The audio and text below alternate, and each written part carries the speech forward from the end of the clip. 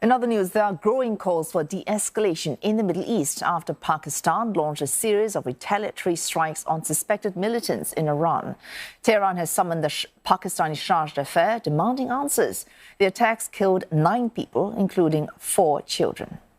Tensions between the two nations are at an all-time high. Pakistan's military said to be on extremely high alert, warning any more misadventures from Iran will be met with forcefully.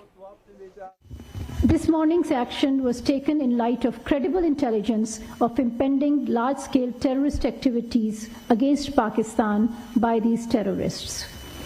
This action is a manifestation of Pakistan's unflinching resolve to protect and defend its national security against all threats.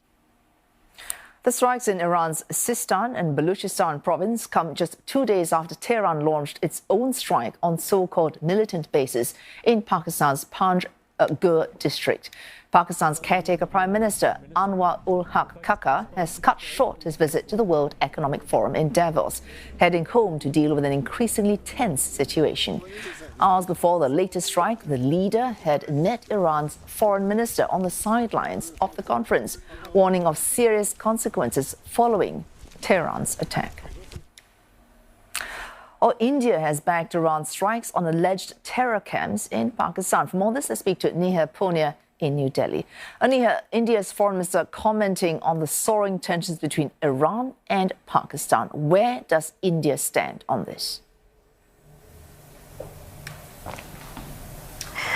Well, twice in 2 days, India's foreign ministry has addressed this issue of rising tensions between Islamabad and Tehran. First, when the Iranian strikes happened on Pakistani soil, and again on Thursday, when Pakistan retaliated. Both times, India's foreign ministry categorically saying this is a bilateral issue between Iran and Pakistan, not one India is involved in, but it has viewed the Iranian strikes on Pakistani soil through the lens of terrorism, saying that it's reiterated several times that it has an uncompromising position on terror groups and terror activities taking place allegedly on Pakistani soil.